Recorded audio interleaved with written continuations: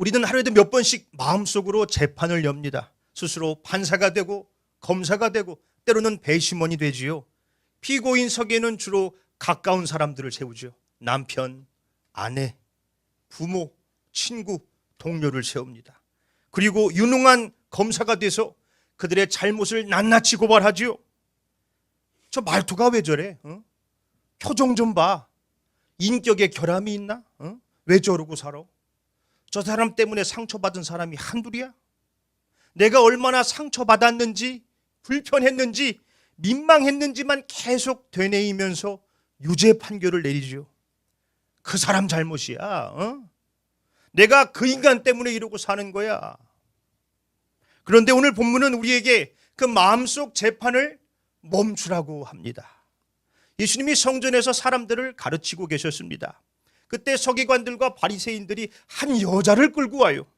머리는 헝클어져 있고 얼굴은 하얗게 질려 있습니다. 수치심과 공포 때문에 얼굴을 들지 못합니다. 그들이 말합니다. 이 여자가 가늠하다 현장에서 붙잡혔어요. 모세는 이런 여자를 돌로 치라고 했는데 저기 예수 선생이요, 당신은 어떻게 하시겠습니까? 예수님을 시험하기 위한 질문이었지요. 그 순간 그녀는 누구의 딸도 아니고 이웃도 아닙니다. 그냥 사건이 되어버리는 거예요. 사람이 아니라 증거물이지요. 광장 여기저기서 말들이 튀어나옵니다. 아이고 뭐 저런 여자가 다 있어. 세상에 참. 율법대로 해. 돌로 쳐. 이건 공개 재판입니다. 모두가 보고 있고 모두가 판단하고 있습니다. 다들 지금 돌을 들 준비를 하고 있어요. 그때 예수님이 몸을 굽혀서 땅바닥에 뭐라고 쓰십니다. 순간 광장이 조용해졌어요. 그리고 말씀하십니다. 너희 중에 죄 없는 자가 먼저 돌로 치라. 그 한마디에 살기 등등했던 광장이 얼어붙었어요. 본문 말씀 9절이지요. 그들이 이 말씀을 듣고 양심의 가책을 느껴 어른으로 시작하여 젊은이까지 하나씩 하나씩 나가고 오직 예수와 그 가운데 섰는 여자만 남았더라. 양심의 가책을 느껴서 어른부터 젊은 사람들까지 한 명씩 한 명씩 떠나갔다는 것입니다. 어떤 학자들은 이 한 명씩 떠나갔다는 이유를 예수님이 땅바닥에 그 사람들의 죄를 썼다는 거예요. 홍길동, 폭력, 사기, 음란. 그래서 하나씩 떠나갔다 이렇게 주장도 합니다. 자, 그런데 왜 어른들부터 떠났을까요? 살아온 세월만큼 마음속에 쌓아놓은 부끄러움들이 더 많았기 때문일까요? 내가 돌을 맞으면 맞았지 던지긴 누굴 던져? 정죄하던 마음이 자기를 성찰하는 마음으로 바뀐 것이지요. 어느새 광장은 텅 비었습니다. 자, 이것이 신앙의 출발선이지요. 먼저 내 마음속의 어둠을, 이 죄악을 정직하게 보는 것입니다. 우리는 남의 눈에 있는 그 작은 티끌은 보면서도 내 눈에 있는 커다란 들보는 보지 못하지요. 그래서 가까운 사람들에게 습관처럼 말합니다. 당신은 왜 맨날 그래? 당신이 문제야. 왜 달라진 게 하나도 없어? 말투가 그게 뭐야? 너는 누굴 닮아서 이 모양이냐 진짜. 내가 너 때문에 못 산다. 우리 손에 진짜 돌이 들려져 있지는 않지만 우리의 말이 돌이 돼서 사람의 마음을 치는 것이지요. 그런 우리에게 주님이 말씀하십니다. 그 사람의 죄를 보기 전에 먼저 내 어둠을 보라. 죄 없는 자가 먼저 돌로 치라. 그런데 여기서 질문이 하나 생깁니다. 죄 없는 자만 정죄할 수 있으면 대체 누가 정죄할 수 있습니까? 다 죄인인데요. 그럼 잘못은 누가 바로잡을 수 있어요? 나도 죄인이면서 누구한테 뭐라고 그래? 나는 뭐 안 그랬어? 뭐 묻은 개가 뭐 겨 묻은 개 나무란다고. 아이고 관둬. 너나 잘해. 이럴 수도 있는 거 아닙니까? 내가 죄가 있다고 해서 다른 사람의 잘못을 못 본 척 넘어가도 되나요? 아이가 자꾸 거짓말을 하는데 아이고 뭐 나는 거짓말 안 했나? 다 거짓말하고 살지 내비둬. 그러면 됩니까? 그것은 겸손이 아닌 무책임한 방임이지요. 자, 오늘 본문에 등장한 간음죄는 한 인생과 가정을 무너뜨릴 수 있는 끔찍한 죄입니다. 그냥 덮어버릴 수 있는 문제가 아니죠. 사실 오늘 본문은 교회에서 가장 많이 오용되는 말씀 중에 하나입니다. 어느 순간부터 이 말씀이 피해자들의 눈물을 닦아주는 것이 아니라 오히려 가해자들을 덮어주고 숨겨주는 비겁한 도피처가 됐어요. 아, 나만 죄 졌어? 당신들도 죄 졌잖아. 왜 나한테만 그래? 죄 없는 자가 돌로 치라 했어. 아이고, 집사님 그러지 마시고, 어? 우리 중에 죄 없는 사람 없잖아.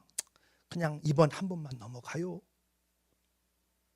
피해자들을 오히려 죄인으로 만들어버려요. 입을 닫고 가슴을 치게 합니다. 이것은 복음이 아니라 폭력이지요. 용서는 없던 일로 하자는 것이 아닙니다. 뭐 관계를 즉시 복구하라는 강요도 아닙니다. 보호와 책임, 진실과 회개가 함께 가야 되는 것입니다. 자, 오늘 본문의 서기관들과 바리새인들을 보십시오. 정말 그들이 죄를 미워했으면은 그 남자도 붙잡아 왔어야지요. 그 남자는 대체 어디 간 거예요? 왜 힘없는 여자만 도구 삼아 죽이려고 합니까? 이들은 죄 문제에 관심이 있었던 것이 아닌 예수님을 시험하기 위해서였습니다. 한쪽은 죄를 빌미로 사람을 죽이려고 하고 다른 한쪽은 용서를 빌미로 죄를 덮으려고 합니다. 이 양극단 사이에서 진실한 회개와 회복은 길을 잃어버렸습니다. 자, 그렇다면 죄는 어떻게 다뤄야 합니까? 잘못을 했으니 돌을 던져야 됩니까? 그냥 덮어줘야 됩니까? 벌을 주자니 너무 가혹한 것 같고 덮어주자니 공의롭지 못하지요. 사람들이 다 떠난 뒤 두 사람만 남았습니다. 죄 많은 여인과 죄 없으신 예수님. 사실 그 자리에서 돌을 던지실 수 있는 분은 오직 예수님밖에 없었습니다. 그런데 예수님은 돌을 들지 않으셨지요. 나도 너를 정죄하지 아니하노니. 이 말은 뭐 없었던 일로 하자는 무책임한 말이 아닙니다. 공의의 하나님은 죄를 반드시 벌하셔야 됩니다. 죄를 그냥 넘어가면 공의가 아니지요. 그러나 사랑의 하나님은 도저히 우리에게 돌을 던지실 수가 없는 거예요. 그래서 예수님이 십자가를 지고 선언하신 것입니다. 나에게 던져라. 내가 그 죄값을 대신 치르겠다. 나에게 던져라. 우리가 받아야 할 심판의 돌들을 예수님이 온몸으로 받아내신 것이지요. 이사야 53장 5절로 6절이지요. 그가 찔림은 우리의 허물 때문이요 그가 상함은 우리의 죄악 때문이라. 그가 징계를 받음으로 우리는 평화를 누리고 그가 채찍에 맞음으로 우리는 나음을 받았도다. 우리는 다 양 같아서 그릇 행하여 각기 제 길로 갔거늘 여호와께서는 우리 모두의 죄악을 그에게 담당시키셨도다. 여러분, 십자가가 무엇입니까? 사랑이 공의의 값을 다 치르고 사랑과 공의 둘 다를 완성시킨 사건입니다. 이것이 복음이지요.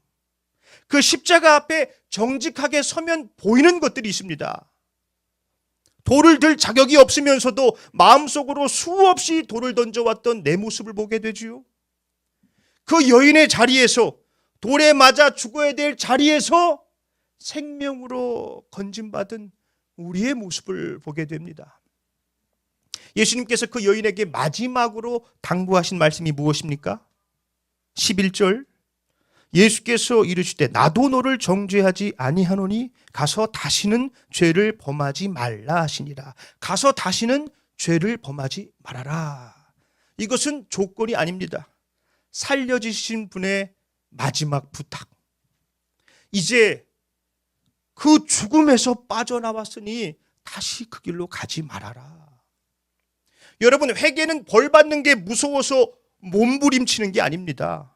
회개는 주님의 사랑을 잃고 싶지 않아서 방향을 바꾸는 것입니다. 신앙이란 사랑이 사람을 바꾸는 거예요. 나이가 들어 무릎이 쑤시고 허리가 아파서 꼼짝도 하기 싫을 때가 있으시죠? 그런데 손주들이 온다고 그러면, 자녀들이 내려온다고 하면은 어느새 그 몸을 이끌고 시장에 가 있는 거예요. 물 좋은 생선도 사고 싱싱한 야채도 사고, 평소에는 겁나서 거들떠도 안 보던 한우도 한 2억은 삽니다. 생선을 손질하고 고기를 다듬고, 챙겨서 보낼 김치도 담굽니다. 그런데 참 좋아요. 이걸 누가 시킨다고 합니까? 사랑하기 때문에 그 고단함조차도 더해주고 싶은 마음으로 바뀌는 것이지요. 신앙생활도 마찬가지입니다. 주님과 깊은 사랑에 빠지면은 억지로 지키던 의무가 더해드리고 싶은 갈망으로 바뀝니다. 전에는 쾌락이 주는 그 달콤함에 취해 사는 것이 유일한 낙인 줄 알았습니다. 그런데 그걸 주님이 싫어하신다네요. 그러니까 나도 싫은 거예요. 마셔. 아니야, 난 됐어. 주님이 술 취하는 걸 싫어하신다는데, 난 별로야. 내일은 안 돼. 나 교회 가야 돼. 주일날은 예배 드려야 돼. 전에는 남을 미워하고 정죄하고 내 자존심만 세우는 것이 중요하다고 생각했는데, 어느새 그것이 불편한 것입니다. 죄가 무서워서가 아니지요. 예수님을 더 사랑하게 되기 때문에 그런 것이지요. 나의 죄 때문에 예수님이 십자가를 지셨다는 것을 알게 되기 때문입니다. 말씀을 맺겠습니다. 여러분, 우리의 손에는 어떤 돌이 들려져 있습니까? 타인을 향한 정죄의 돌이 들려져 있습니까? 아니면 죄를 모른 척 덮어두는 방관의 돌이 들려져 있습니까? 주님은 우리 손에 들려져 있는 이 돌들을 내려놓으라고 말씀하십니다.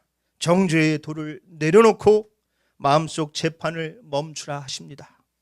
방관의 돌을 내려놓고 십자가 앞에 겸손하게 서라 말씀하십니다. 예수님은 간음한 여인을 살리시고 그녀를 죄 가운데 내버려 두지 않으셨지요. 새 길로 이끌어 주셨어요. 나도 너를 정죄하지 않는다. 그러니 다시는 죄를 짓지 말아라. 우리도 그 새 길을 함께 걸어갔으면 좋겠습니다. 다시 누군가를 향한 마음속 재판이 열리려고 할 때 십자가를 바라보십시오. 그곳에서 내 대신 돌을 맞아주신 예수님을 만나십시오. 주님, 제 마음이 누군가를 치는 차가운 돌이 되지 않게 하소서. 대신 절망에 빠진 누군가를 일으켜 세우는 따뜻한 주님의 손길이 되게 하소서.